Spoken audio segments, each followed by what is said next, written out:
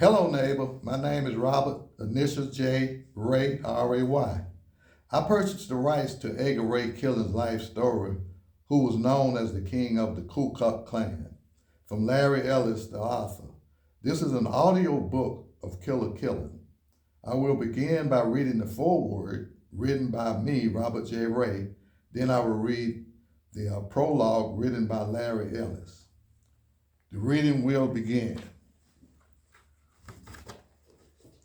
Edgar Ray Killen, Killer Killen, the last of the Ku Klux Klan. Getting the last word in, the genuine truth about what happened to the civil rights workers in Mississippi. Getting the last word in by Edgar Ray Killen's story. His history and his beliefs, his message and story, 100 questions, 100 answers. He is the last of a generation of radical Klansmen.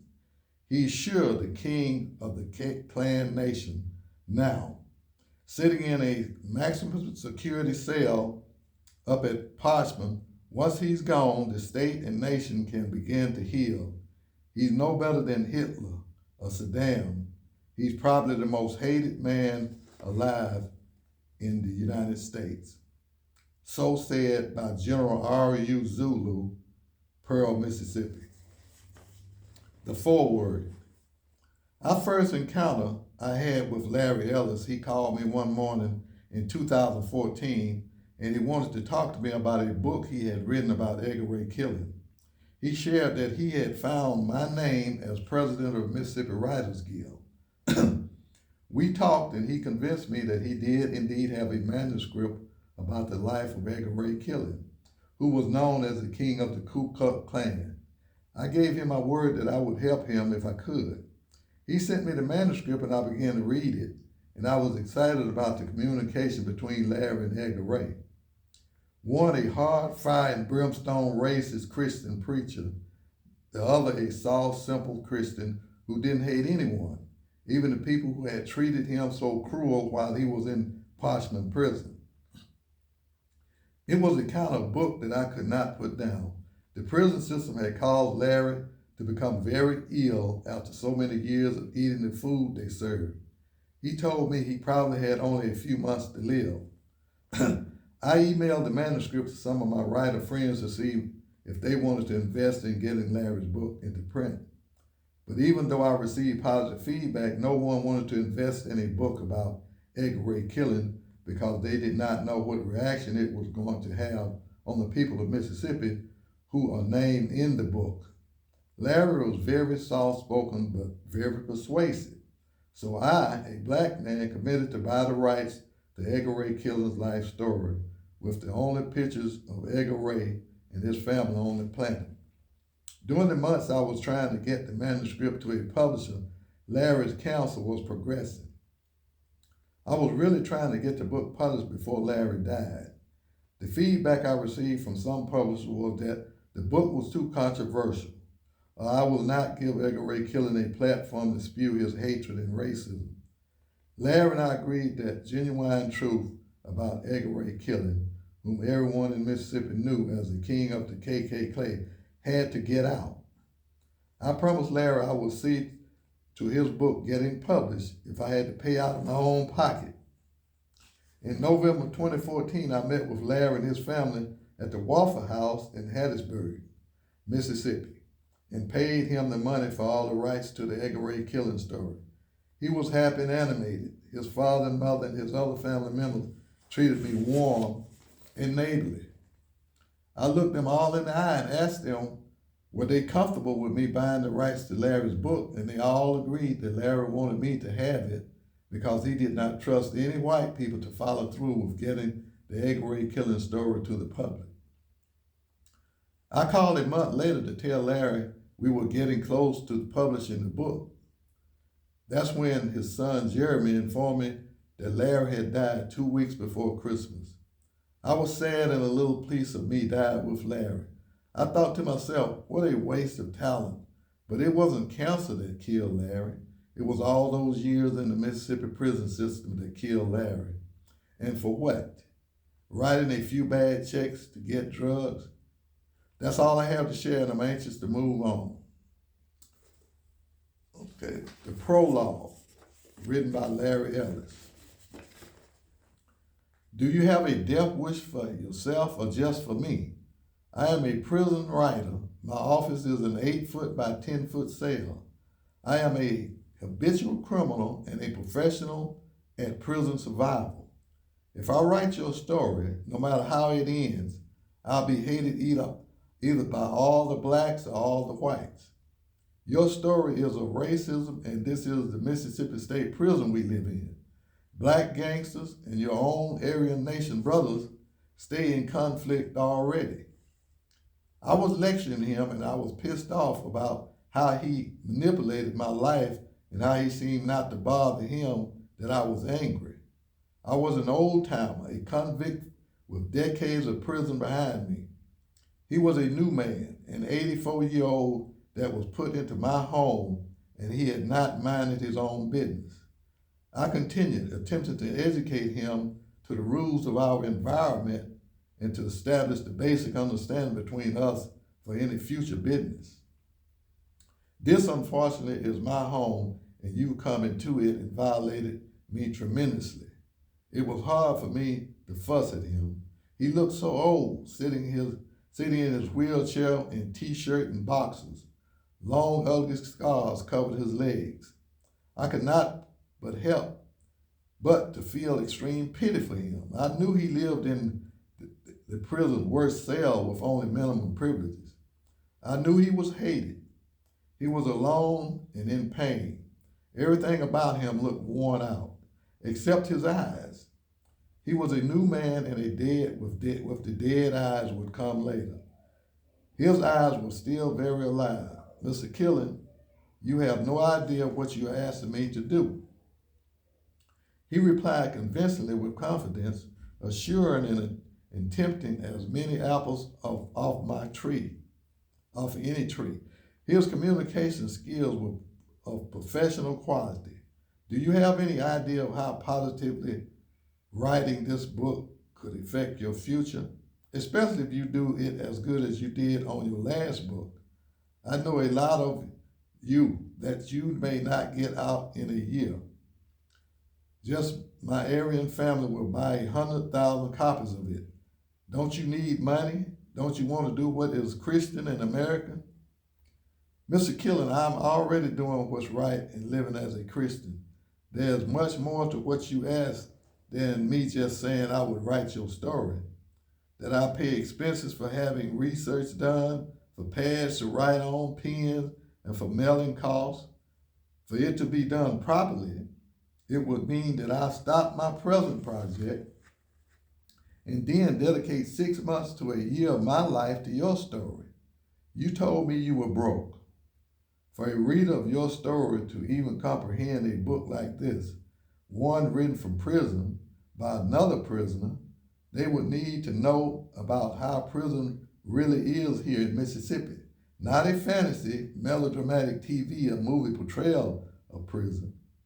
A book about a convict is a tough challenge.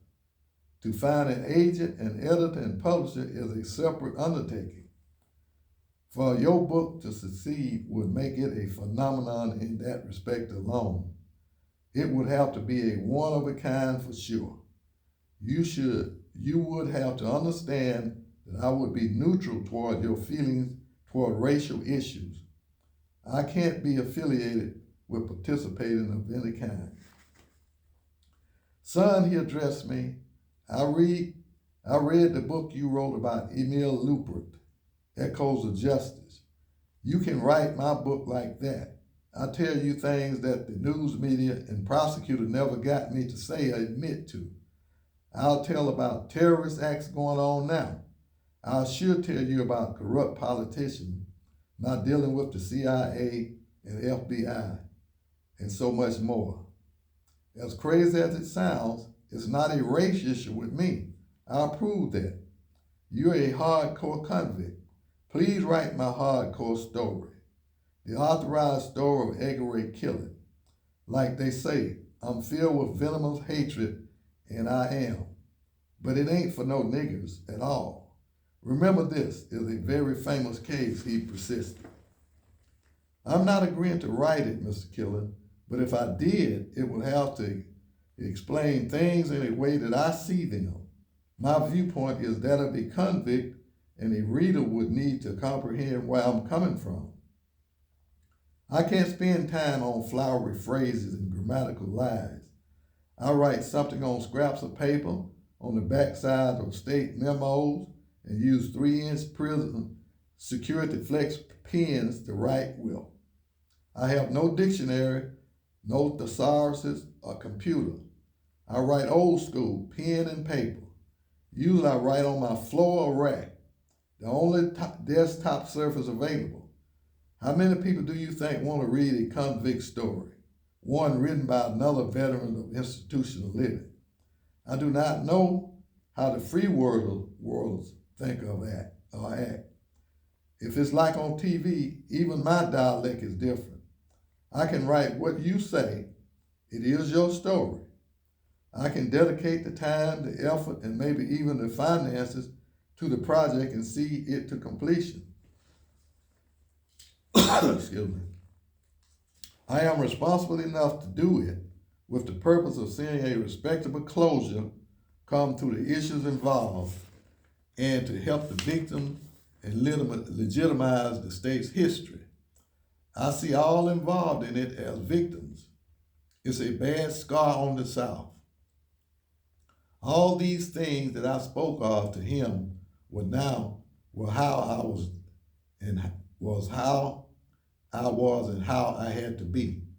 The moment Edgar Ray Killen came into my life and prison existence, warning lights and signs had flashed through me, feeling as sharp as the electrical shock of any stun gun. More negative faced me in this book's project than the bricks and steel of my prison.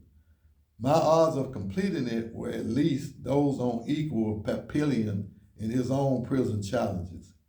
He the ultimate of my past peer examples. Yet I did have one tiny chance to win, not just to get the book written well, but also to get it sold and distributed successfully, to meet Edgar Ray Killen's need to assist in history, to do all of the first through his new door opening in my life. I had a much, much bigger purpose, my own personal goals, one so prevalent and one so private it could not be named, for only I would be able to experience its results by myself as a story's writer, a story with my own name never being mentioned. What is needs no name? I go by a number, a print. As I spoke, I made the full decision to commit myself to this project. The realization of responsibilities and opportunities came as a revelation and shocked me on an emotional level so great that I momentarily had a realization of contact with a miracle. A flash that was so fast it was not even long enough to be named with a proper description. Wow, a shock and a flash in the same day. I had learned my lesson well about the difficulties of writing a book like this in prison. I had spent all of 2006 writing a book about another prisoner, another wheelchair-bound, broke senior citizen without a layer of free world assistance. His story shared the common issues of prison and criminal justice system. Yet what he had faced was very different, especially compared to what I already knew about Edgar Ray Killen. He was a quiet, reserved military IBM retiree without ever being in the public's eye. He was the only innocent I ever met in 30 years of prison life. I chose to tell Edgar Ray Killen that I would write his book. I would explain what was needed to be told of myself in it so that a reader would understand why I used the vocabulary I used and the style that I used to convey it. In my own way, I was cleaning the air so that the writings between the lines could be properly in focus. I chose to do this, even though I would have to pollute the air with the shadows of my own past to ensure the three-dimensional view of all the realities of the story. The writing of the story would entail a thorough investigational exam that I would put to his mind, soul, and conscience. In his story, he could no longer plead the Fifth Amendment of silence due to self-incrimination. This would be made purposely expose every detail of his own self. I spoke with my fullest sincerity. The depth of such an undertaking was phenomenal to me. To do it would mean concentrating on my every effort and ability to the investigation of writing his story. I was the only prison writer who had ever written the story of Edgar Ray Killen before. That alone was scary. I thought with humor and the hint of a tiny grin, for everything here was scary all the time. Mr. Killen, there are some things you need to know about me. I am 55 years old, a convict for nearly 30 years of my life. I've survived the toughest prisons in America and Mexico. I spent nearly 1/5 of my life, 10 years, in solitary confinement cell. I was never arrested until age 24. As the results of injuries, I became a pain medication addict. Eventually, that addiction led to the white-collar crimes I committed to support that addiction. I was raised in an extremely good Christian middle-class environment of a U.S. military family. I am still a Christian, and my biggest interest has been in religion. I have read and studied the Bible, the Quran, the Bhagavad Gita, and many holy scriptures of different denominations. I attempt to live a life of Christian ethics, morals, and values. I'm quite sure I pursue spiritual success to overcome my physical life failures. I have never owned or used a firearm illegally. I have hundreds of convictions, but have never gone to a jury trial. I am a Mississippi College graduate, yet skilled only in prison survival. Now, if you are ready to write a book, let's do it. Within an hour, we had decided our short introduction. I looked into the wonders of Edgar Ray Killen, his story. Our introduction was short and sweet, much the opposite of what was to come. A look into the window of Edgar Ray Killen, his story. On October the 7th, 2007, Edgar Ray Killen of the Mississippi State's Prison Maximum Security Unit cell block completed reading the novel. He was excited. The writer of it lives at his prison, another convict. He wanted the convict writer moved next to him, and he had it done. Even in prison, he had friends in both high and low places. He wanted to get his message out one last time. He wanted his story written, and it would be a properly titled, Getting the Last Word In. At 84 years old with chronic health problems, his lifespan was nearly over. He had a great story to tell and would reveal history-changing information. He knew of great plans by terrorists who lived in the United States. His story would forever bring closure to the nations affected. Tragic events which took place during the Freedom Summer of 1964 in Neshoba County, Mississippi, involving the death of ACLU civil rights workers Michael Swarner, James Chaney, and Andrew Goodman, assisting with voter registration, will be explained in great detail. Edgar Ray Killen has a message, a warning to all America. He provides statement of his past, his message, and his warning in his story. He speaks as a man of faith, a politician, and of a preacher, with the skills which he learned with decades of practice and ease in public speaking. Mr. Killen, I said with satisfaction in my decision, that sounds like a good start to me. I looked directly at him, giving him a chance to change his mind. He did not hesitate to reply, the last word for today is justice.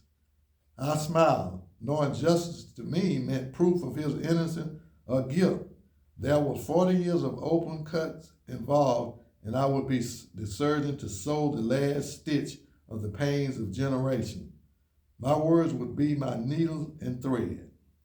This is the Edgar Ray Killen story, getting the last word in.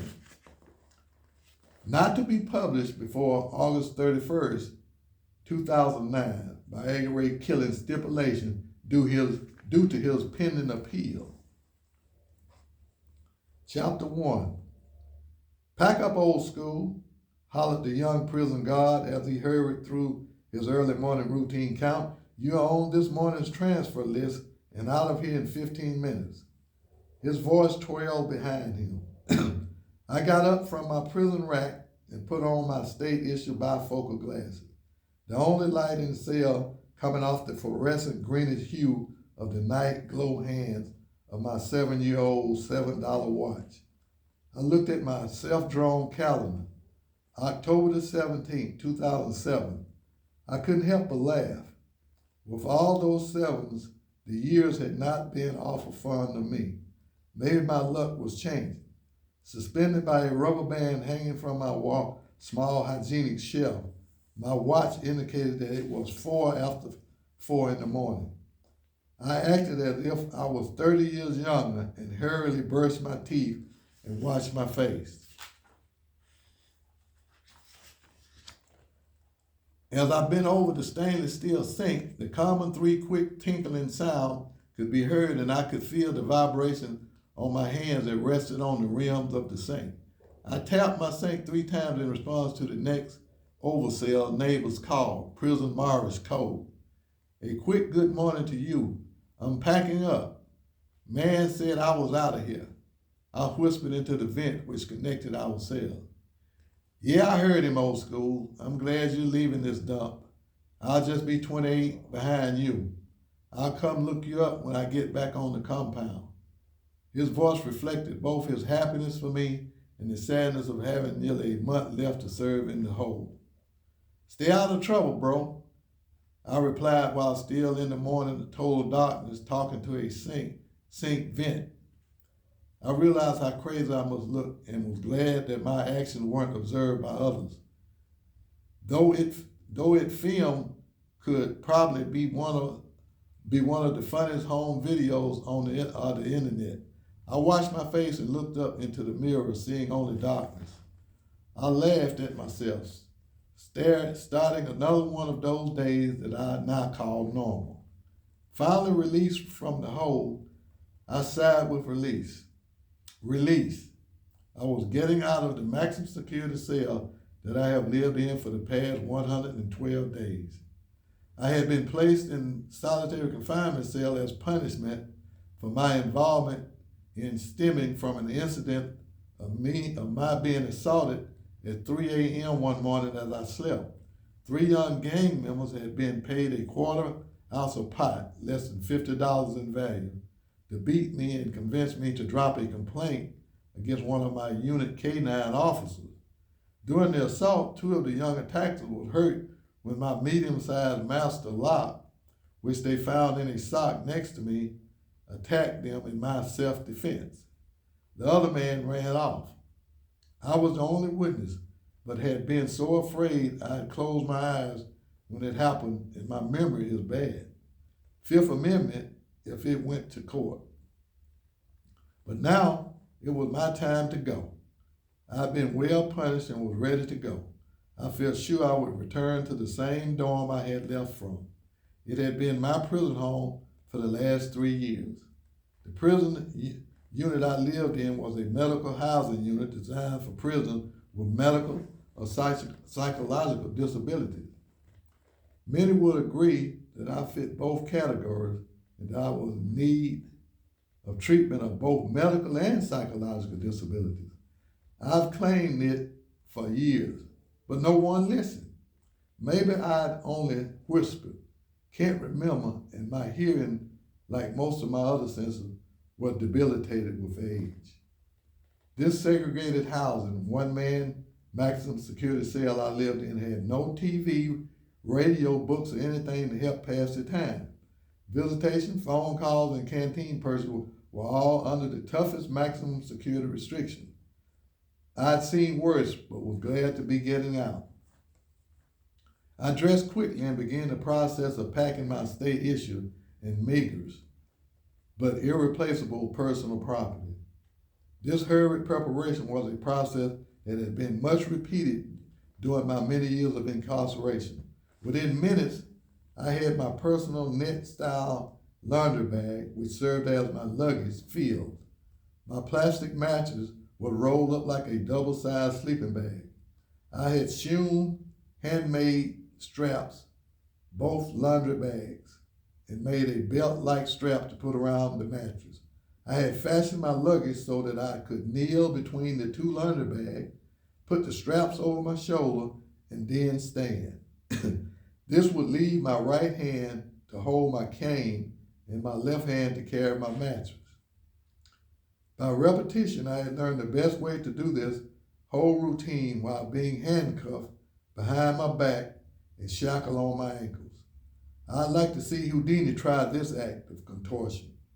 Though I was prepared, I was slower now, and it all seems to weigh so much more, signs of the reality of approaching my 60s. I had become an old man in prison. An hour passed, breakfast came, the tray was picked up, floors were swept and mopped, and I still waited. More hours passed. I tried to read, but my mind was impatient, sparked by reactive emotion. I thought it through well. In just hours, I would be able to use the phone and talk to my 75-year-old mother that I had not seen in nearly a year or even talked for several months. I'd soon be drinking hot coffee, maybe even spoil myself and smoke a tailor-made factory-rolled cigarette. Though I was not a social creature at all, it would be great to be around other people, to hear the soft-spoken conversation, the loud arguments, and the sound of TVs and radios. After 6 p.m. count, I'd take a long hot shower and scrub the months of solitary confinement off me. I'd watch the news and eat until I was stuffed. Anticipation. At 5'7", getting old, weighing 140 pounds, I surely didn't fit the mold of the dangerous convict or hardened criminal. Though I had completed nearly 3 decades of prison, my crimes were nonviolent, white-collar incident to obtain money to pay for my illegally forged prescription that fed my opiate addiction. I'd had my share of prison given names, like lawyer, fitted, and now they call me old school. I had worked all over the prison in a variety of jobs, but had worked the past 10 years as a law clerk and paralegal. That had been my most rewarding job, but it had ended when the court and higher judicial authority, in essence, removed the law libraries from the prison system. That decision and action had ended equal access to the courts for prisoners, stopped the paralegal vocational educational training program, and lots of work for the ones who were supposed to be protecting their prison rights, the Bush years. It was a different God that finally came to move me. When my solid steel door opened, I stepped out and turned and leaned my head against the brick wall. I knew the routine so well, normally daily operation, called Standard Operating Procedure, or SOPs, the how-to-do-its of the prison system. The guard did the normal pat-down, search me with hands covered in medical protective gloves. More routine completed by a young board guard trying to complete his 8 hours without incident. He spent the next 5 minutes placing me in a full-body maximum security steel restraint, waist chain, handcuffs, and shackles. I was told this was security even to me to protect me from an assault from the staff member who had initiated and paid for the attack on me. Actually, it was quite the opposite. It made me totally vulnerable and unable to defend myself. This is just another of the idiosyncrasies of prison life. I knew this old-time game they played. I was here when many of these instructions was written. He finished hooking me up and touched me between my shoulder blades, the signal he was finished. I stepped back into my cell and knelt between the 2 bags of property and used my teeth to pull the carrying strap over my shoulder. I backed up a step and grabbed the straps of my mattress, then stood up. I carried the 100+ pound load as compactly and easily as possible. All I could think about was finally getting out of the hole. The 4 months of loneliness and depravity had been hard on me than I had realized. What a stark reality. I had gotten old in prison. I exited the cell and slowly walked the chain shuffle walk for maximum security cell block exit. The guard, maybe 20 years old at best, walked at my side. Halfway to the door, he whispered, "You must have really screwed up bad, Pop. They got me taking you over to the old prison max unit. You're going to the second worst cell in the system. It's got a camera in it and bright lights that stay on 24/7. Instantly, I went from an extreme high state of emotion to the complete opposite of a low 1.5 foot step. I stopped and for a second as if a weakness had hit my knees, but recovered instantly and continued my chain shuffle walk. I know my expression did not change at all. I had learned with experience never to show emotion outward and express weaknesses in here, and having feelings were a sure sign of weaknesses. However, I did more fully understand the old proverbial saying about killing the messenger as I glanced over at him in jest, of course, with second thoughts.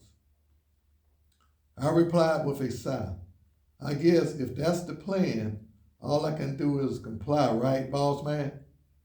"Don't call me that, boss man shit. This isn't the 70s or 80s old, man," he replied. I couldn't help but grin on the inside as I thought how this younger generation of guards was so different from the ones of my earlier years of prison life. For 14 years, I was made to call all of them boss man, which was now considered an insult. He shrugged his shoulders, then checked me out as the cell block exit and removed my name from his roster. We passed through 3 electric video-controlled metal doors, the last door allowing us to enter the free world. Well, outside, which was much freer than I had been the last several months. Excuse me. We then stepped out onto the 6-foot wide covered walkway. I was momentarily blinded by the sunlight's intensity, such a change from the artificial fluorescent light that I had lived in. While my eyes were adjusting, another of my senses was hit by surprise, that of smell. The fragrance of assorted flowers filled the air. Their colors seemed exaggerated, and their petals glistened as though coated with lacquer. I inhaled deeply and got another sensory rush as fresh air filled my lungs. I took slow, deep breaths through my nose with each small step I took. I was again actually feeling a bit euphoric because of experiencing normal usage of my senses, though it wasn't a first-time experience. My momentary depression over the terrible news was behind me, and I was appreciating the pleasure I was experiencing. I walked close to the sidewalk's edge so as not to obstruct anyone with the bucket load I was carrying. Suddenly I was physically assaulted by the sun's rays covering the side of my head and face with its penetration. I turned my face into it, feeling as suddenly my body was reacting to all the vitamins and energies of the sun, which had been totally deprived of me. All in all, because of these things I was feeling, I was somewhat emotionally intoxicated. I think I smiled outwardly. Yes, I confess weakness, and the high lingered briefly. Convict workers, guards, and civilian workers passed by us. As I walked the convict shuffle as slowly as possible so I could enjoy this feeling. I was dressed in a red and white striped 6-time maximum security jumpsuit. I had not been given a razor or haircut in 4 months. I wore full iron and carried bags of worn out and dingy property. I had not bathed in 5 days, except for washing up at my small sink using lye soap that felt like sand. I must have been quite a sight, and I may have had an odor, for no one close to me offered to help. I got lots of ugly looks, but I felt no shame or discouragement from them. My shoes had walked an exceptionally different path than most, one I repeatedly, one I repeatedly seen misunderstood. I found no error in them. My head still turned toward the sun, basking in its downward rays, a respect it gave to all men. It didn't judge me or show prejudice. The people here all knew of me. To most, I was reported to be a troublemaker. I was the jailhouse lawyer, the writ writer, who had now filed a complaint on a well-known prison officer, possibly their boss or one of his friends. Their prison job were their existence and their loyalty, at least in public. Like most, was given to those who held and signed their payroll check, just like everywhere. The God spoke again when we were about halfway down the 100-yard walkway. His voice had turned nervous, almost a pitch higher in tone when he whispered to me, "Be prepared, Pop. We've got a long walk. The transport van is behind the medical building, and we're passing in front of the warden's office. He's waiting to tell you something. He planned this little walking detour. I think he just wants to rub it in that he's done this to you." I replied softly, looking directly in his eyes for a brief second, and hoped he saw the twinkle. "It's all good. Let's walk slowly so I can enjoy my short vacation. If this is how he gets his kicks, let him enjoy it." He smiled and whispered in reply, "Awesome, Pop. Screw him." We nodded in agreement, and about 40 small steps further, we reached the area where the warden stood. He spoke with a nonchalant air of sarcasm. "I've read all your complaints about the condition of our lockdown unit. I'm sorry it's not up to your expectation. So to assist you, I'm having you moved to somewhere more appropriate." Before he continued to belittle me, I interrupted him. "Look, Warden, thanks for the transfer in the conversation. I'm rightly indebted to you." I continued walking forward. The guard looked at the warden's odd expression. I had no doubt that the warden had much more to say, but I kept on taking tiny steps, carrying all my property. I know I looked old, worn out, and overburdened. I was definitely overly secured with steel devices to restrain me. I was not at all dangerous to anyone. I sighed at the irony that only months ago I had planted these very same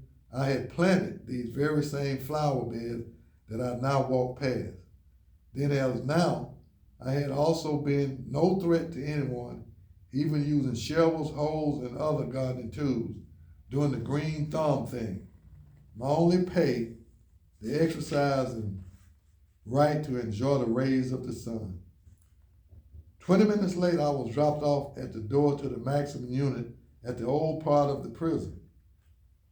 The convict's name for the place was the dungeon. The cell block was old, and the only ventilation was from a large fan that blew down the wide hallway between the cells. The guards was busy, and I was left waiting in the cell block holding cell for an hour. Before I realized it, I was repeating mentally, "I've seen much worse than this, much worse."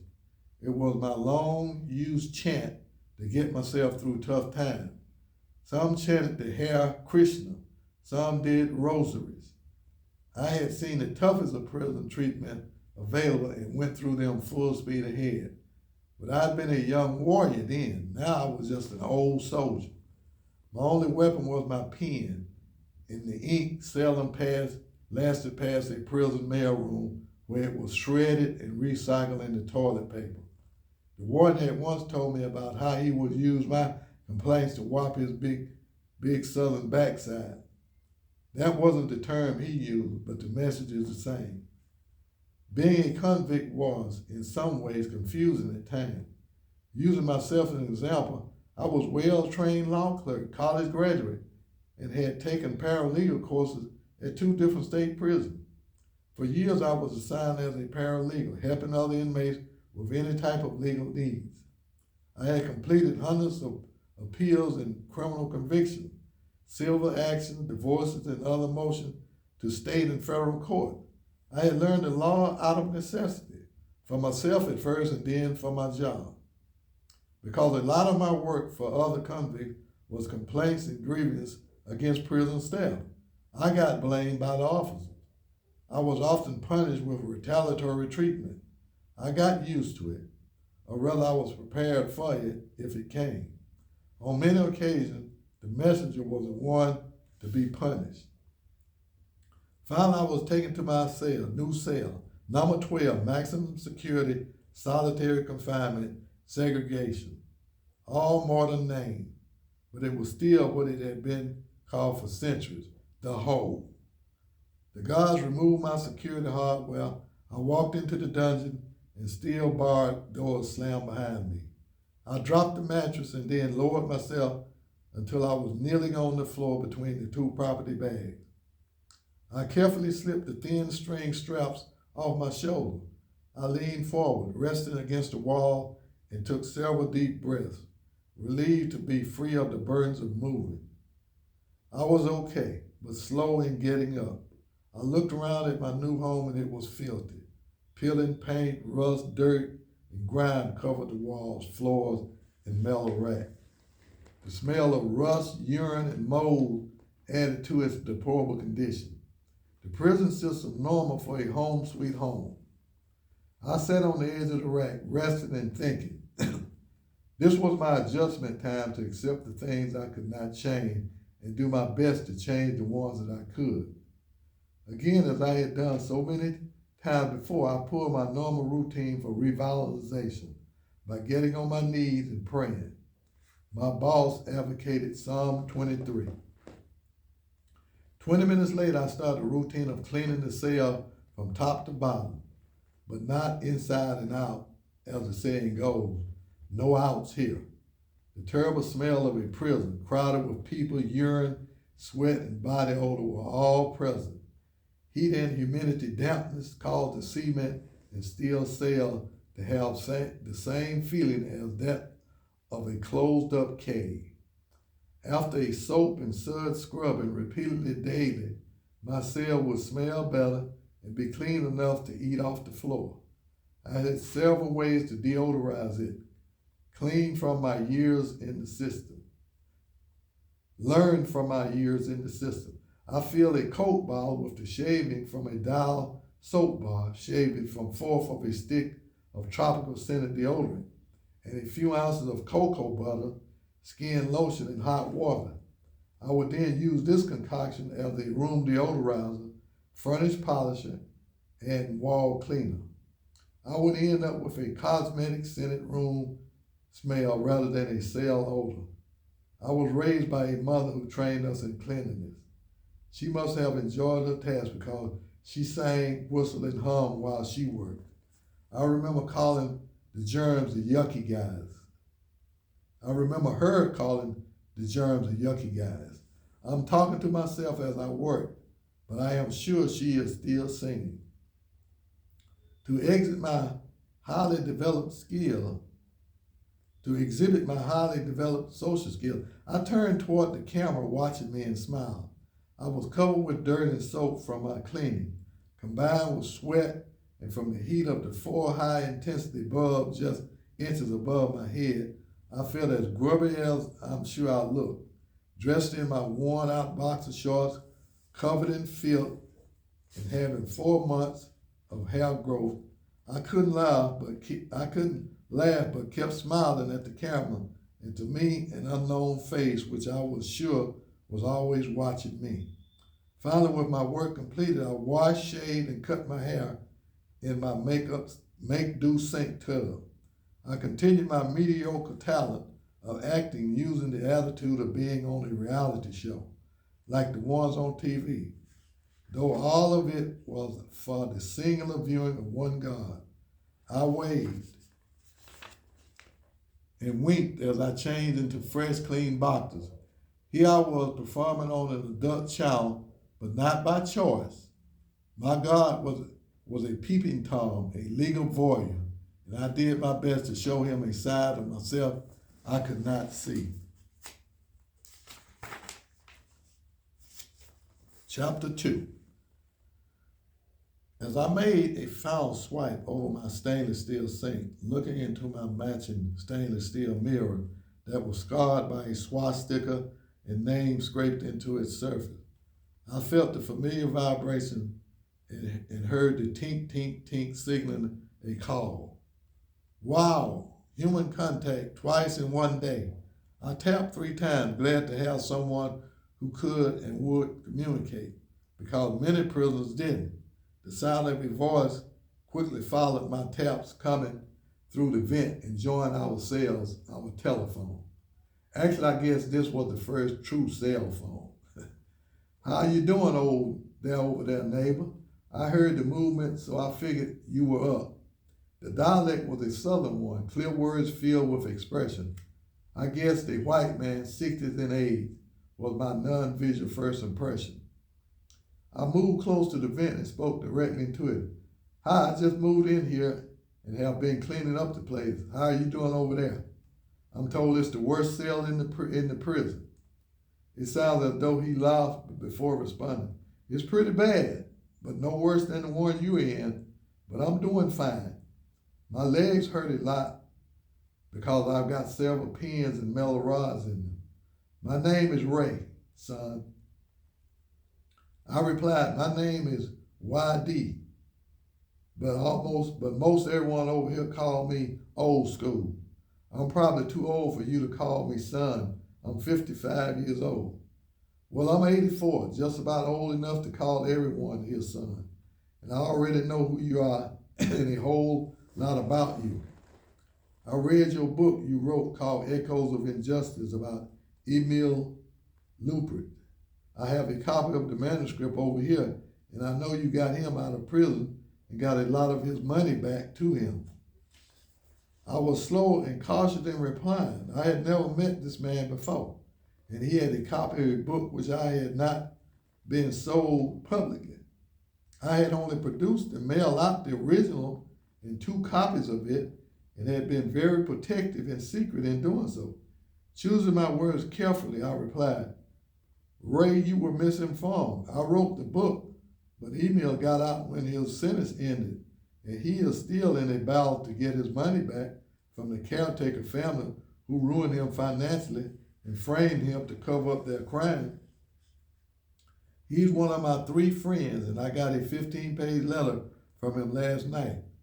I didn't ask where he got the copy of the book. This wasn't the time. Son, I want you to write a book about me, my life story, he blurted louder than he had spoken. I responded with a reply that I had used repeatedly when asked by others to do the same. Ray, that book took a year to write, and I ended up spending several $1,000s doing it. Writing a novel is a major job to do from in here. Prison-written books are hard to sell and not much good to use in court litigation on an appeal or civil claims case. Son, I give you my story. He's calling it we'll call it getting the last word in. What I've got to say will shock all of them, especially the ones still living.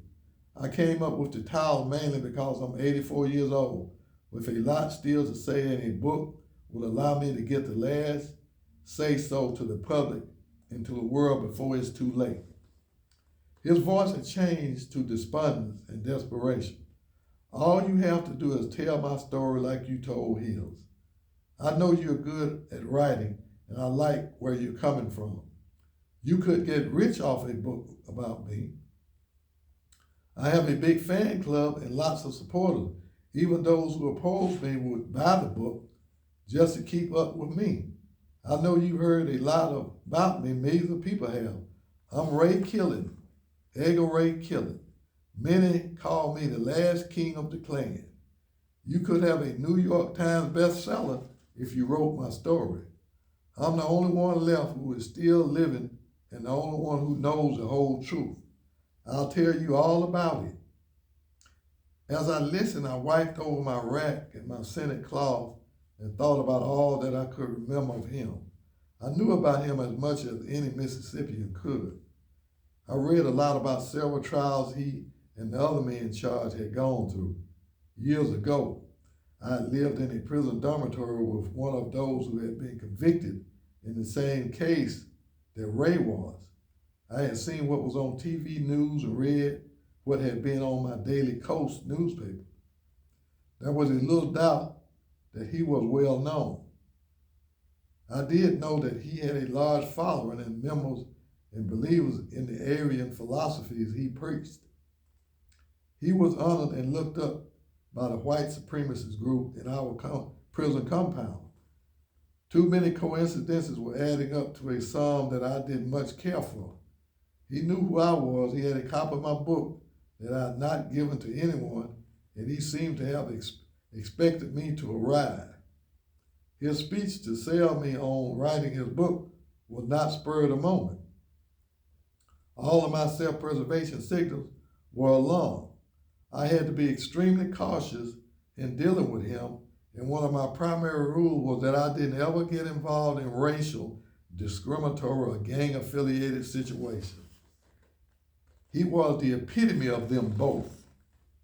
To write his book could result in me being hated by the blacks or the whites, the kind of hate that often caused extreme violence and even death. I wiped over the vent, knowing that he awaited an affirmative response from me. I had no doubt at all that his words or our meeting was not the results of chance or coincidence. The cards of the hand dealt to me had come from a rigged deck. I spoke cautiously into the vent, changing the subject completely. Ray, I sure do like having a cell door with bars rather than the solid metal door like over at New Max Security Unit where I've been for nearly 4 months. He replied quickly, sounding pleased, maybe joyful that I had not responded negative. You sure are all right about that. These open-fronted cells are a blessing. I was put over here for a few months in those cave-like cells that ought to be illegal. I'm surprised that one of those civil rights groups hasn't stopped that, or at least limit the amount of time someone can be punished in one of them. Hell cell is what I call it. He hesitated momentarily, then asked again, using the towel for me. Which now seemed less odd, son. Son, are you hungry? We made commissary today. I got all types of food over here. How about some hot chocolate and sugar cookies? That's what I'm having. My mouth watered, all sweets, for I had not had any in nearly 4 months. Reluctantly, I admitted to myself it hadn't taken long to find my weak spot, hunger. So quite naturally, I responded positively. Vision of snacks dancing in my head and my stomach already growling. Sounds great, Ray. He answered. That's great, son. Just give me a few minutes and I'll put out our boy Mop on a water detail. When it's ready, I'll get him to bring it to your cell door. Though I couldn't remember Ray clearly, I thought that I had once seen him many years ago. I asked him about it. Ray, in the early 70s, our football team had a playoff game in Jackson. I was 18, maybe 20 then. I believe you said the prayer before the game and introduced Senator Eastland. Was it you?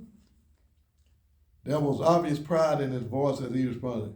You're probably correct, son. Jim and I were close as a friend, and I was deeply involved with him in many ways. I preached all over Mississippi and spoke at a lot of political rallies, community organizations, and about places where people gather. I'll tell you right off about Senator James E. Eastland. He was the best friend I had and the most honest and true politician from the South in history. There was not anything I would not have done for him. He made miracles happen for me. He was and will always be my number one hero. His next statement was said naturally, a matter-of-fact type remark. Most of these niggas, God, hate me. Most all are blacks, too. That warden and that black bitch doctor helped to get my appeal bond revoked. Son, all of them say, just like the newspapers say, that I'm the most hated man alive, worse than Osama bin Laden. One reporter said that I was hated as much as Hitler. Funny though, he killed millions, though I'll admit that most of them were communist Jews. They killed Jesus Christ and they still claim he was a nobody. They are very against all Christianity. We stopped because it was count time and the huge steel door was clanging and shift change guards were entering the cell block. That was followed by loud shouts of assistance. Officer down, officer down. Our location was only 100 feet from the security desk and barely a minute passed before dozens of officers rushed into the cell block. 4 K9 unit officers dressed in all black, full outfitted in riot gear, with stun shields entered first. I was standing at my cell door, but quickly hurried to my rack and laid down, fingering sleep. I knew what was coming. I'd been there and down that, so to speak. Repeatedly in my decade of prison life, a louder scream followed. Very, very different from the first. 2 officers carried the guard who had hollered out of the cell block. I could see blood on the side of his head and face, yet he was fully conscious. More screams followed, which included curses and threats as the convict was drugged feet first down the hallway and out of the steel open metal security door. His face and upper body were covered with blood. The smell of mace and tear gas filled the air, and its misty fog filled the hallways. A wet towel for a breathing filter and a sheet as protection to cover myself as I laid beneath my rack on the concrete floor for the next half hour. When the gas cleared, we were brought out of our cells one at a time and handcuffed and shackled and forced to kneel in the hallway as our cells were searched and all property thrown all over. Half of my legal work was thrown into the commode. All of us knew that the convict who had assaulted the guard had 2 life sentences. He had bragged that he was going to do it so he would be beat and then laid up in the clinic for a few days in air-conditioned comfort while recovering. He had assaulted the guard simply to achieve that result. The beating he took was nothing to him, and he was already in a maximum security punishment cell. Therefore, the beating was the only punishment left to give him. He cared less about what he'd done to the guard or us, what we would suffer. This was prison and a repeat of what I'd seen done over and over. Thank God for prison, I thought in silence, as I've always done over and over. Later, I thought about what Ray had said. He stated he professed full belief in Jesus Christ and had Christian ethics, morals, and values. Yet he used racial slurs and statements of religious prejudice. I recall what a journalist had written calling Ray zealot,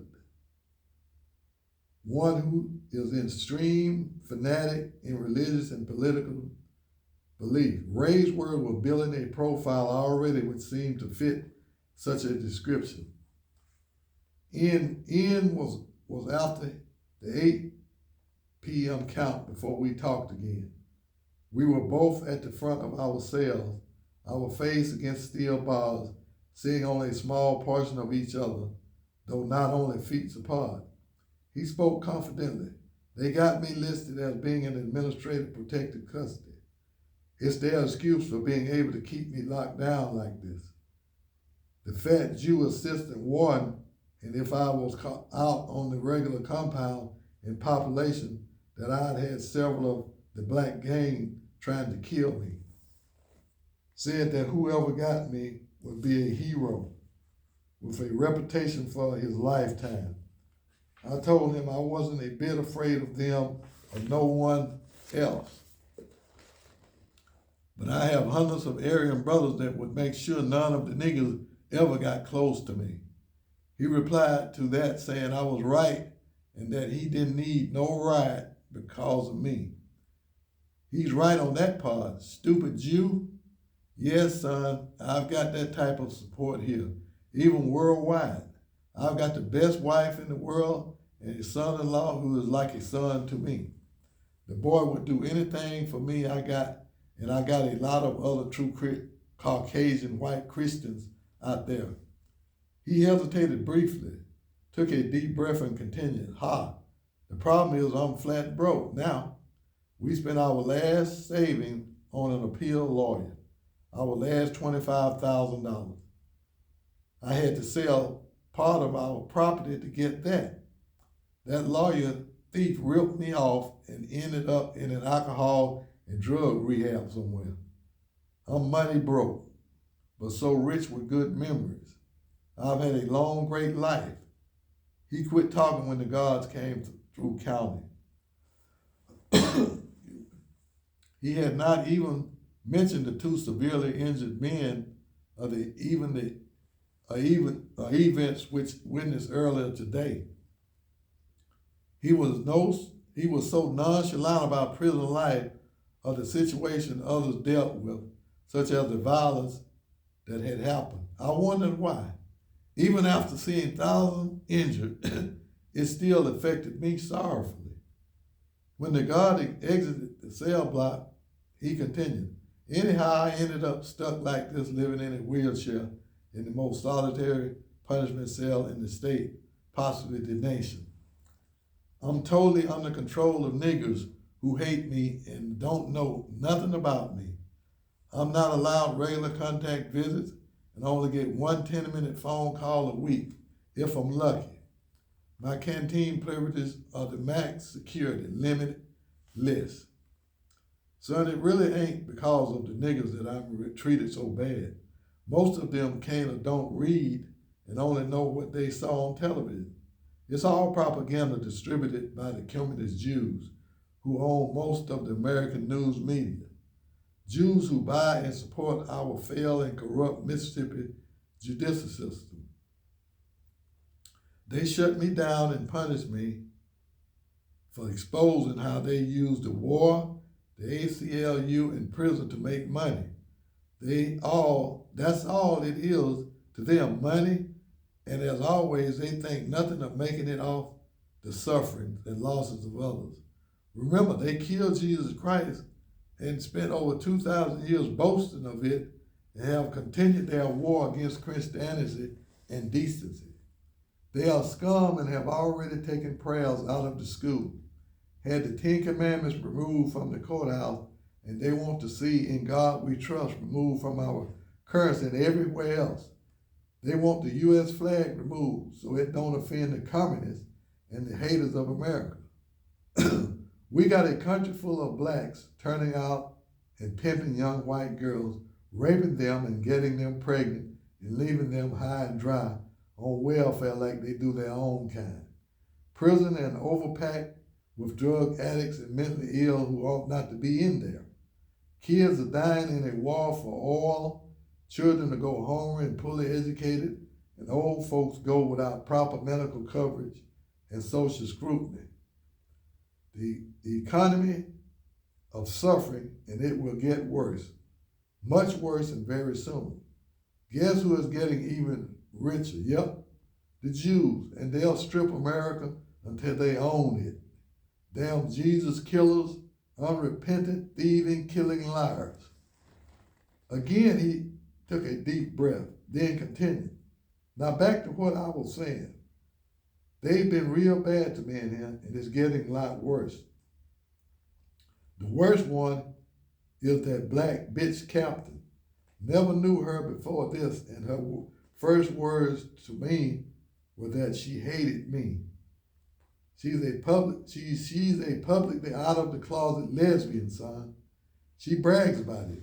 She told me that she'd keep me so loaded with rule violations that I'd never get out of the hole and I'd lose my phone, visit, and canteen privileges. She's already wrote me up repeatedly, but my boy Tattoo has beat every one of her write-ups. Yesterday she told me she guaranteed me that I will stay back here until I die. She's just the perfect example of a dumb nigger, uneducated, sexually perverted. Yeah, she's a real slimy black. She needs a real full-blooded Aryan to teach her a good lesson about respecting her betters. She's probably been right around here also. I could get right out of the picture with one phone call. I could get her out of the picture with one phone call, and believe me, when I say I could have her disappear with one little phone call, I got people, one in particular, who would do her in a second. His voice had gotten louder, his tone much aggressive, and his attitude matched his words as he spoke of the captain that I knew well. I had no doubt whatsoever he would tell her those exact words to her face or to anyone else. In my mind's eye, I could see crosses burning in front yards and angry men in white sheets led by someone like Ray. Even though his words were filled with racial slurs and threats, he claimed he was not prejudiced, just extremely opinionated. I wasn't in the least bit surprised, but I had heard and seen the same type of racial hate for 2 decades. It was a part of normal prison conversation. Hate, part of our world's biggest problem, prejudices. Finally, after hours of listening to Ray, exhaustion overwhelmed me. My new home in confinement, just another cell, felt normal being spotlessly clean. I was also with a full stomach for the first time in months. I told Ray good night, thanked him for the food and conversation. Next, I went through my nightly personal routine of habit. I then spent a few minutes fixing the camera and lights directions so they would not be directly in my face. I did smile into the camera once more. After all, I was the only star in my personal 24/7 reality show, which I provided to whatever officer looked at my monitor screen. It had been over 10 years since I had lived in a camera observation cell, and shamefully I was enjoying the company. It meant another human was close enough to see me, and after all these years I had spent by myself, it absolutely beat having no human contact. I lay in bed and I thought it all through, and it came to several decisions. I wanted to write Edgar Ray Killen's novel for several reasons. First, for the personal ones. I could write a novel of someone who was of interest, therefore I could benefit financially, and with exposure my other writings may be published. Secondly, I would get Edgar's story written as he desired it done. Also, I could possibly do some historical good that would help our state and country. He had laid it out to me just like it was. Do it and earn your pay. That was straight talk and what I believe Ray would give me about his life. As I prayed about it, I knew that I must devote my work to God, not myself or Ray. God had made me an ultimate survivor, and even in these rough times, he was giving me opportunity. I visualized earning enough pay to pay debts and assist my family and loved ones, of enough for a fresh start in a year or so. As I drifted off, visions of a book title flashed through my head.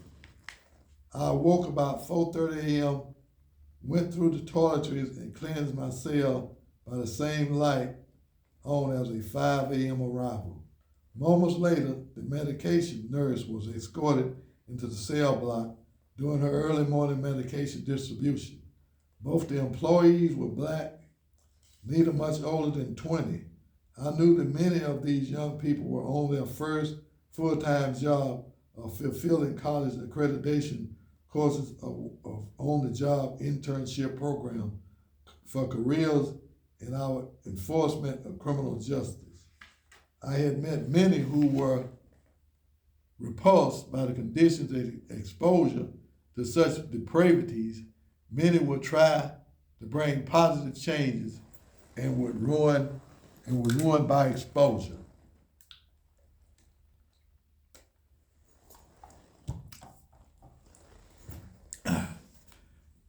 After their departure, Mop, our convict worker for the cell block, arrived to do morning cleaning, which included passing a broom and mop from cell to cell, During the 2 hour work time, he would assist and serve all the men locked in the cell by passing notes, books, hot water, cigarettes, and lights.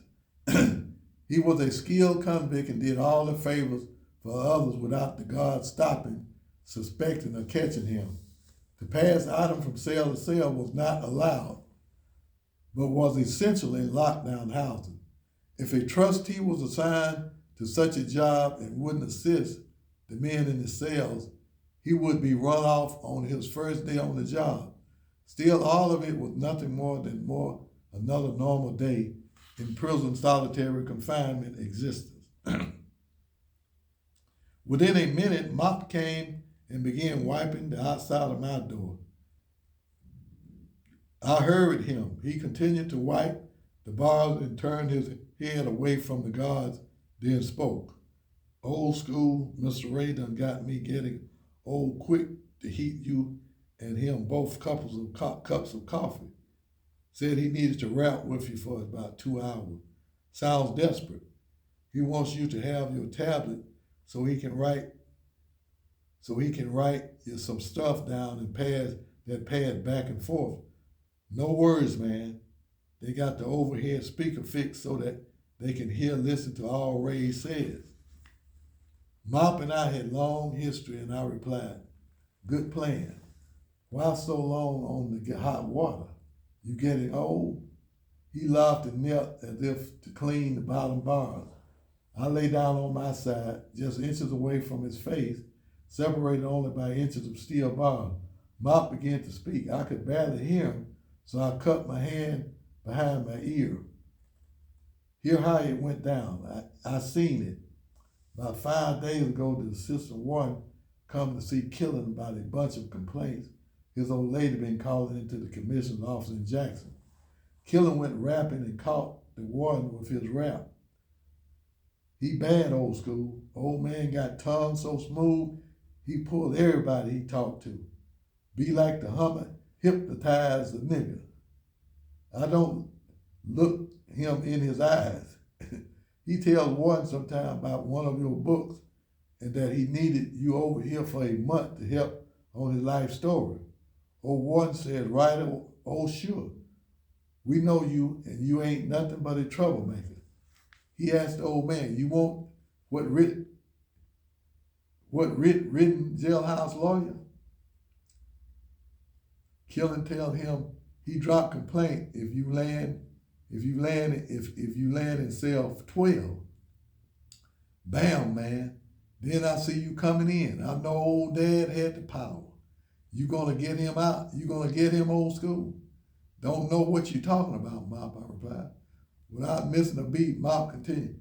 He's been here for months and then he got most of the them serving him one way or another. Something about him, man, how you want to play it, old white man. I laughed. 10 years ago when first introduced to Mop, I've been called the old white man. Let's play it as they say on the table. No sense changing it. I replied as I showed him a note I had just written. I'm glad you in here, old school. He be working me, but Lord knows he be paying good. He feeding half of them in the back here. Bought hygiene stamps for them others. Just you remember, he and Eva do and do that mojo shit to if you look in his eyes too long. Ray and I spent our first few hours of talking, general conversation, small talk, but they filling out each other kind of talk. After lunch, I better recognize myself in a fashion that would serve me best. First, I put my calendar and pictures of my sons and parents on the wall beside my rack. Everything had its place. Even in 11 times 12 cell, habits from decades of incarceration. Mop came by after the supper tray was picked up. He didn't have to pretend working. He knew the middle-aged sergeant running the second shift well, and he had worked for him previously. He bought me a steaming cup of coffee and a Newport cigarette, which could normally cost $5 in maximum security confinement. He lit the cigarette for me from a toilet paper braided wick. He was smiling and being very generous to me. It's good to see you again, old school. You gonna be around for a minute, he asked. Probably a couple of months. Only got 13 to go and could end up calling this house until then.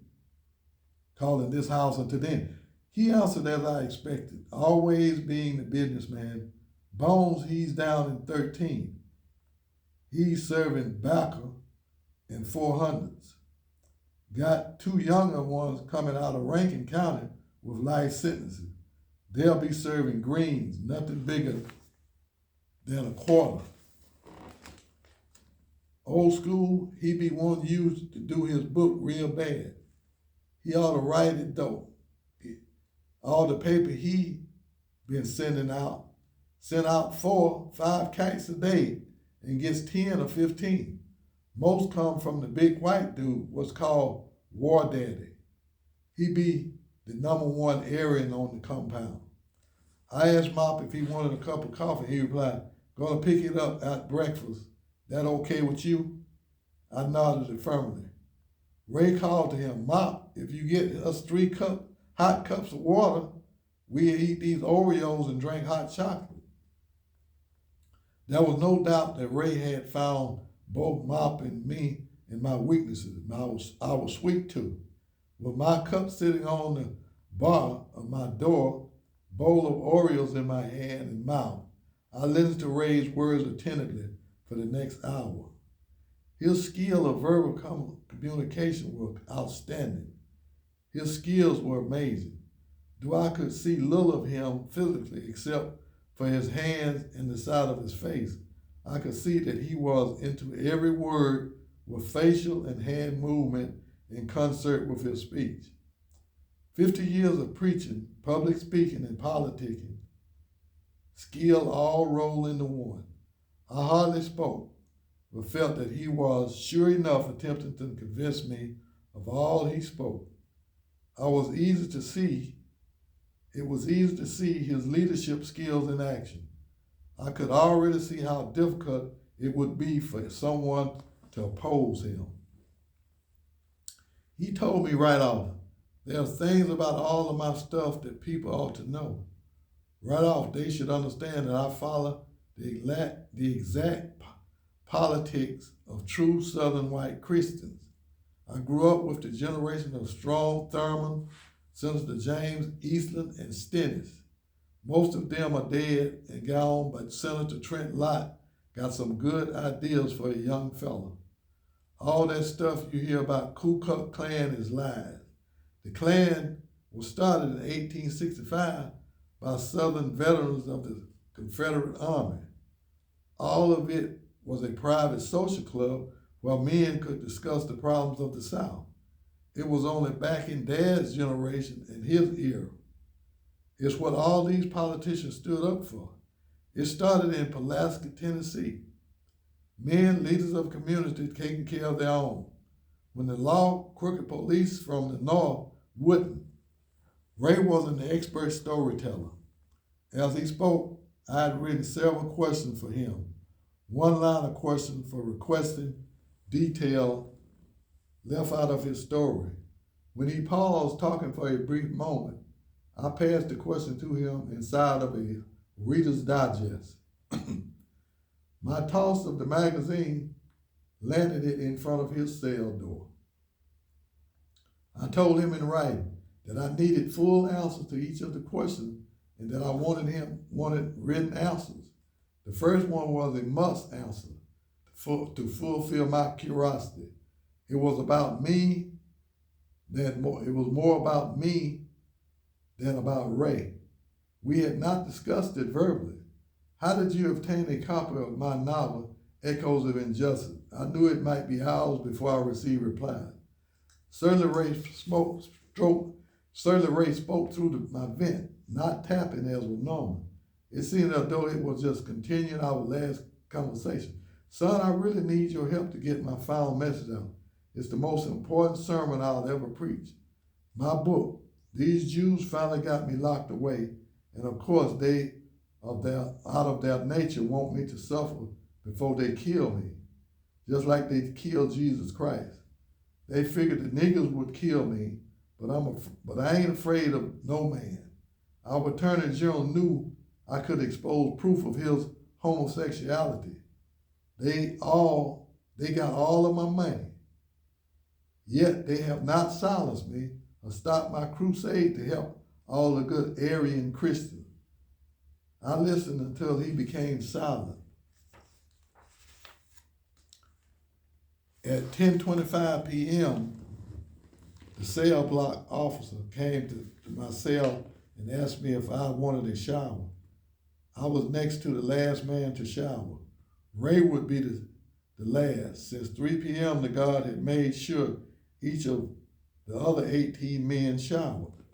I was handcuffed behind my back and escorted to the shower as all of the others were done. I stopped in front of Ray's cell and having full visual contact, I spoke, "Hi, Ray. I'm glad to meet you." I turned sideways and extended my handcuffed hand to him. He leaned forward in his wheelchair and reached his hand to mine, and we shook. He looked old, worn out there. A few days' growth of stubby white whiskers covered his head and face. His handshake was strong. He smiled a jubilant smile, and again his face and body spoke also. The clearness and depths to his eyes astounded me. So much that I knew I had not seen such before. "Son, I'm glad to meet you face to face." The guard rushed me. "Pop, don't be touching Mr. Killen. They'd fire me if they saw that. He's top protected custody. Lots of folks hate him." "Talk to you later, Ray," I said as the guard moved me along. "Okay, son," he replied, as unconcerned as the guard's remark as I was. "Ah, the shower," the young guard whispered to me as he removed the handcuff. "Pop, be careful messing with that old man. He's a stone killer." It was late and I felt exhausted, but clean when I returned to my cell. I set my mirror in front of the camera's lens, allowing only my feet to be seen. I then used typing paper to cover the bright fluorescent lights, using toothpaste as my glue. Through the vent, Ray's voice pulled my attention, now sounding sullen and desperate, exposing me to another part of him that which was in misery. I could hear the voice, tears. "Son, they said I'd die for 2 years now, but I'm still kicking it, little. The more important thing I got left to do is tell my story, the message I've tried to preach all my life. I'm asking you to make my last wish come true. You'll come out real good on this. Bet within a week after my death, you'll sell 1 million copies. Something real big will happen then. American homegrown terrorism from within, directed against the communists, the Jews, and corrupt politicians. When we talked, you said you need a full power of attorney to quote and publish me. I give you full authorization. You draw it up how you want, and I'll sign it. Son, I have to have you write my book. It's predestined. You ended up here, all of it. It has fallen into place like a miracle. Do it like your last book. That one is perfect. I give you photos never seen, stuff to help it sell. You'll get paid well before it's over. You know that. Please. Mr. Ray, we'll talk tomorrow. First, you need to completely answer the questions I wrote to you today. We'll go from there, and I'll give you a decision based on your replies. I'll repeat this. You have no idea how much you are asking of me. The time, the expense, and mainly delaying me from completing my life story and my own novel and personal goals. It is a major decision, and I'll decide it on logic, not on your emotional pleas. I didn't put you in here or have any dealings with you and your support organization. Why you waited until you were in prison and 84 years old to write a book is a mystery to me. Those were your choices. Writing a book is mine. I know I'm in this dump because of your request to get me here. That is a nuisance for me. I think it was wrong, but I'll let it go. I already clearly see how you get people believing in you, convinced of your philosophies, and helping you in here. And that's fine. It's your business. Just remember, you are in my territory, my home and my environment. I know best and I follow no man. I don't play head games or fall for them easily. I suggest you get a good night's sleep and we'll talk tomorrow. Sleep tight, Ray. His response was soft-spoken. His response was soft-spoken. Good night, son. I'll pray for you and your family. I've got a direct line to our beautiful Savior. Chapter 3. The next morning, I simply accepted a pattern of events. Yeah. Okay. You want to stop it before I start chapter 3? Yeah.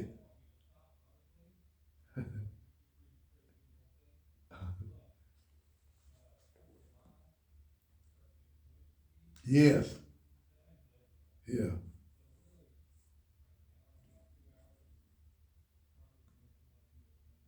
Right.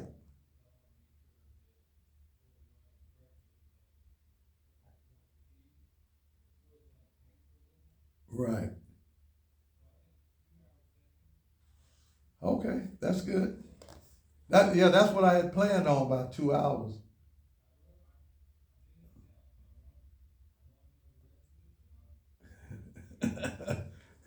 Yeah, okay. All right, then that's good because my voice was going, my throat is, so I'm gonna have to work on my throat by the next time we do it.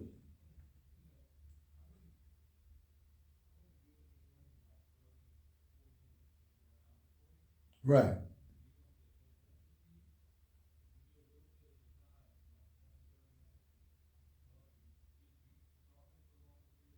right. Okay, okay. So we'll start on chapter 3 the next time if you want to do that. All right. So how does it sound to you? What do you think?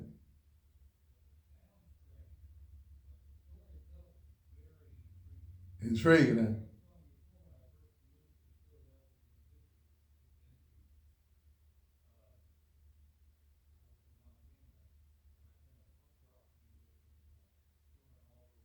Yeah,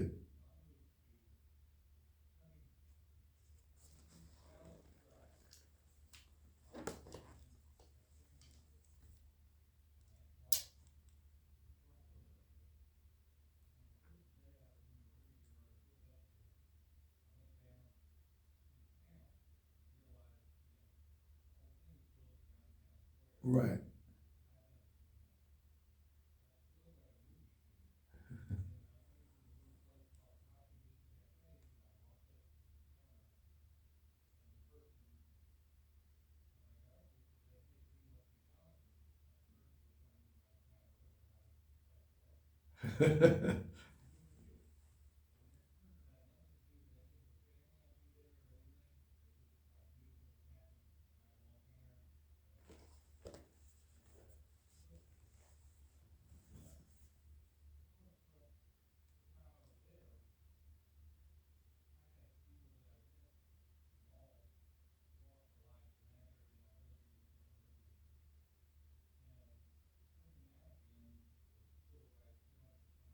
hmm,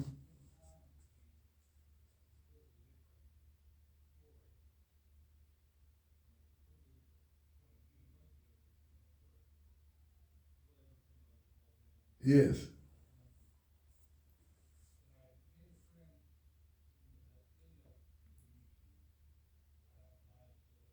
Bethesda, yeah. Uh-huh.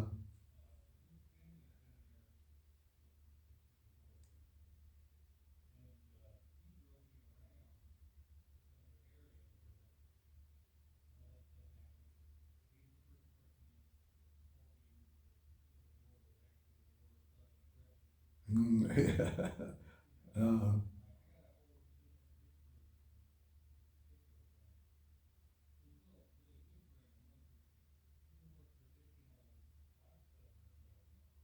right.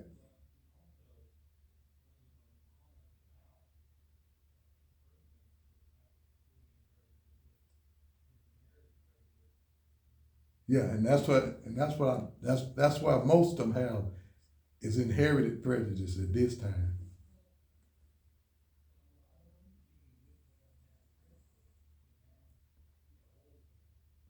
Yeah, see, and that's good. See, and that's what my whole process is trying to teach them. Like yeah, I was born with it too, with inherited racism. But my mentor got mine from the center of my being and pushed it to the circumference. See, I got many white friends. We love each other. We can talk about anything. You know, we don't get into that racial issues about anything.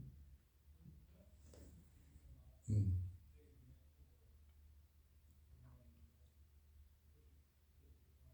Right.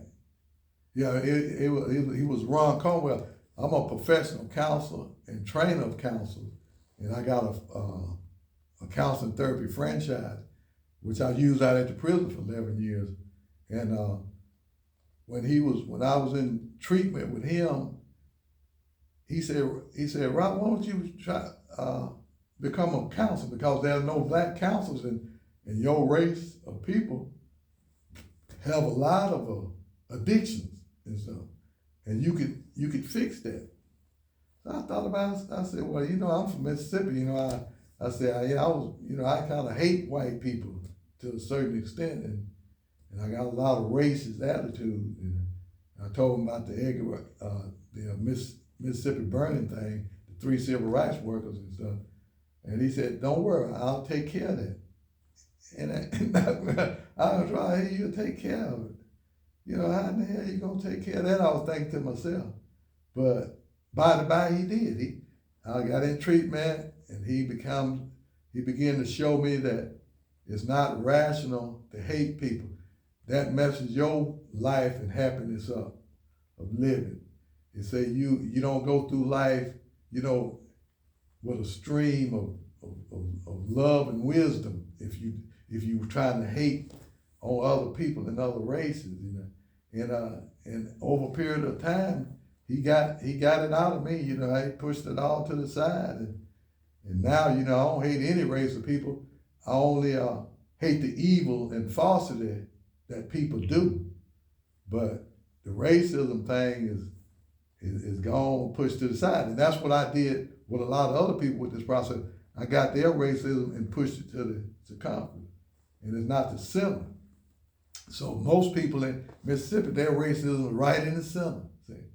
Even though they cover it up a lot, it's still in the center of their being, and they cover. But once you get it pushed to the circumference, then you can talk to any race of people about anything, because you're going to be open and direct.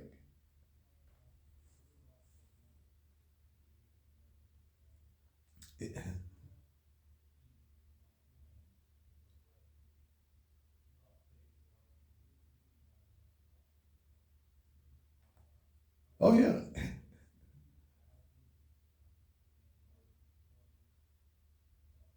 2001 black kid. Yeah, and see, and that kind of hurt you people because when you come in contact with black people and have to work with them, you really don't know how to. You really know how to.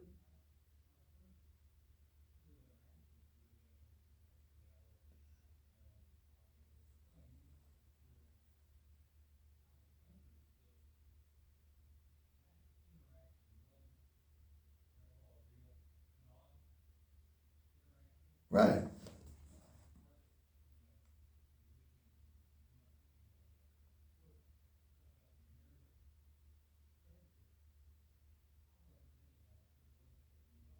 Hmm.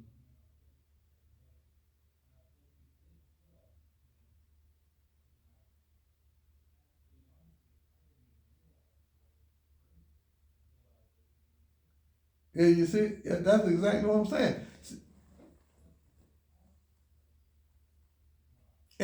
that's what I've been trying to get them to look at themselves. I say, I knew I was racist. I knew it because I was born up with racism. There's no way that black people could have any feeling of love and emotion for white people in Mississippi when they relegated you to being a second class citizen. Now, how am I going to love you if you're doing that to me and the way you treated me and what you did to me all of these years? There's no way I could love you because the stimulus comes from the outside.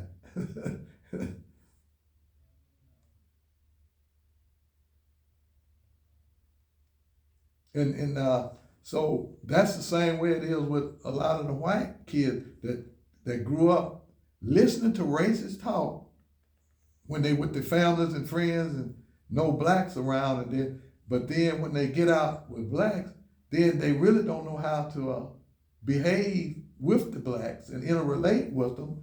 So they'll more or less try to stay away from them. But then when you thrust in there and have to work with them, when you get out on your own in jobs and stuff, then that's when you really get into a lot of stress, a lot of anxiety. Don't want to say the wrong thing.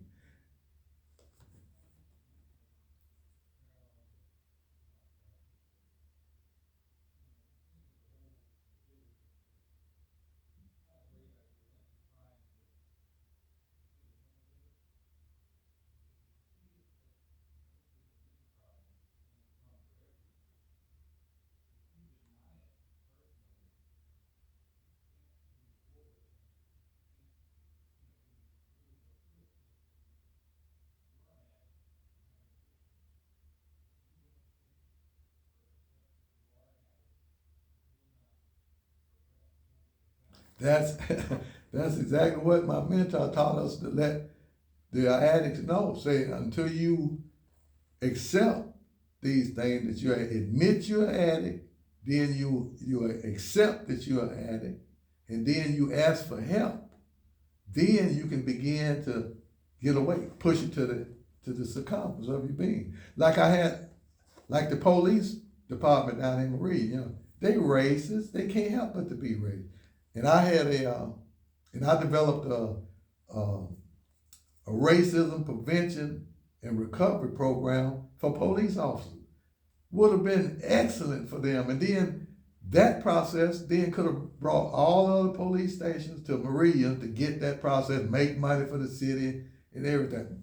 Man, I went out there, boy, they wanted to kill the messenger. Yeah, man. Man, and it's already laid out, and it would take, just like you said, it would take these white officers and black officers and remove all of that racism from side, and then they would treat every citizen in every case the same.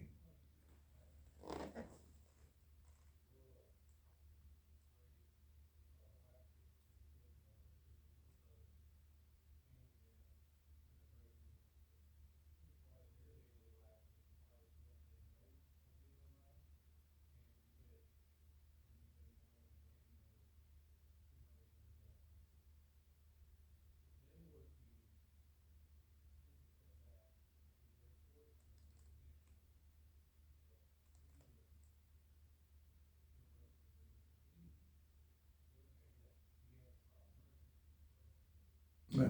It's,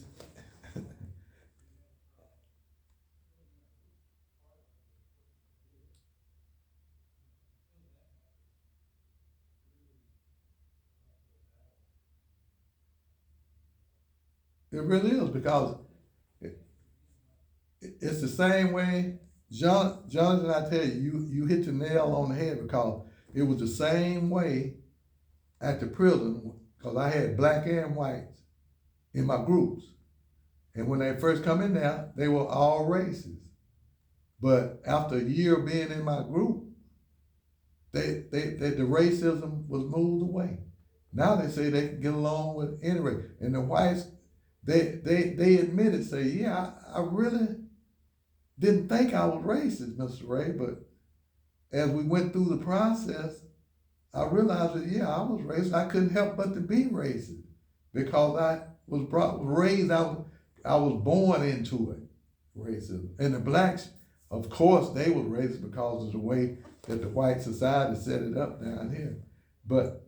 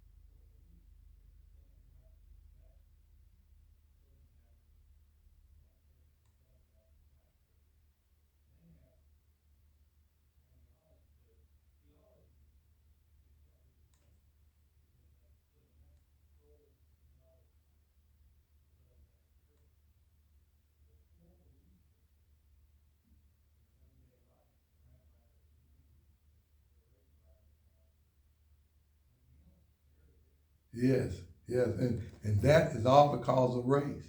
See, they don't want, you could not say, hey, since your church is over here, let me come over to your church. It would never go for that. See, we in the same religion, but it's just the race thing. It would never go.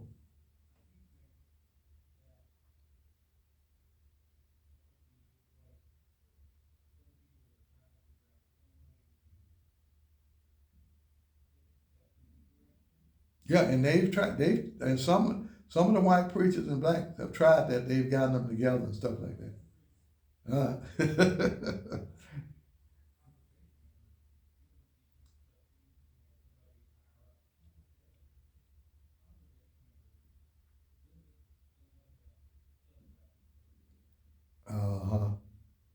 Yeah, without having it being organized.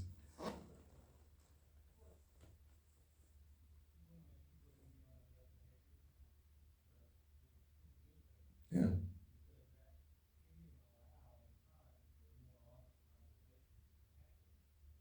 Yeah, and if they were to look at their own doctrine, look at their own supposedly religious belief and say, treat the neighbor like you want to be treated.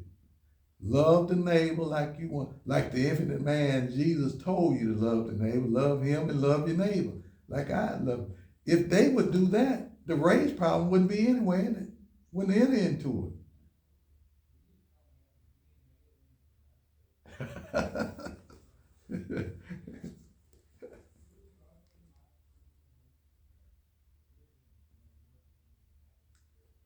Oh, it is. I mean, I wrote a book called The Nigger's Holy Bible. And in that book, I explained why blacks ain't got any business in no Christian religion. They was forced into it in the beginning. It was a false religion since 325 AD when they changed it into three gods. The Father, the Son, and all three of them is God. And then they tell you, don't say three gods, but say one. What kind of idiot is going to believe some stuff like that? But see,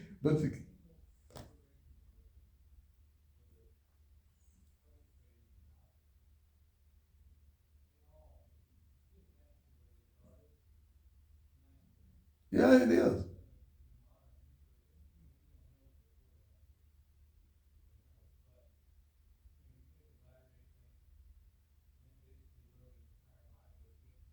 Just what they wanted. Exactly.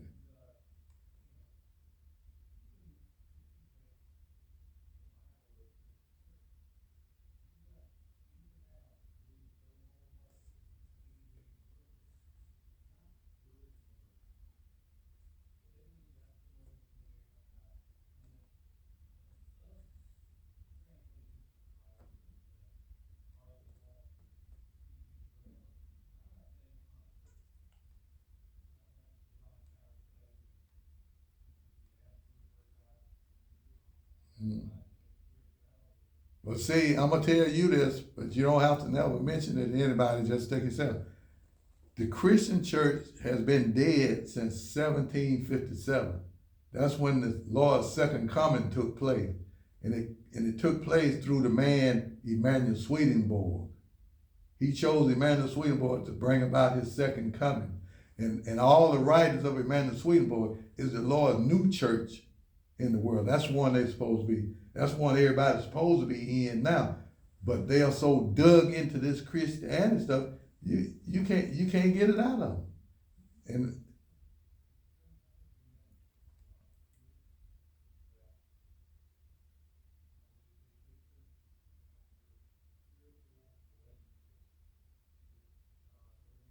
it is. It's got to be a personal one before you get into heaven for sure.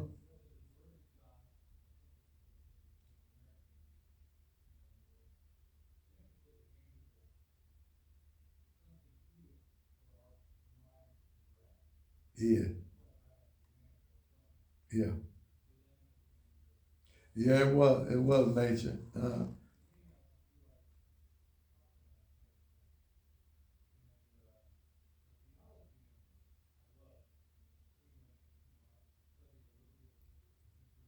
Well, if you want to get really into it deep, punch in Emmanuel Swedenborg on your phone and order some the life and teachings of Emmanuel Swedenborg from that would change your whole life. You won't have to waste your time on any more religious stuff.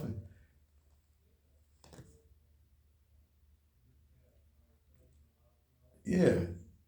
Well, that's the main one. That's the one who Jesus himself came to him and commissioned him to write. Matter of fact, he intromitted him into the world of spirits, where people go when they die. And he was able to go walk over the heavens, go down in hell, all over the spiritual world, and write about it. And I read just about everything that he wrote about the spiritual world. That's why there's no fear in dying for me at all. So okay then, I'll get out of here. What's my bill for today? You know.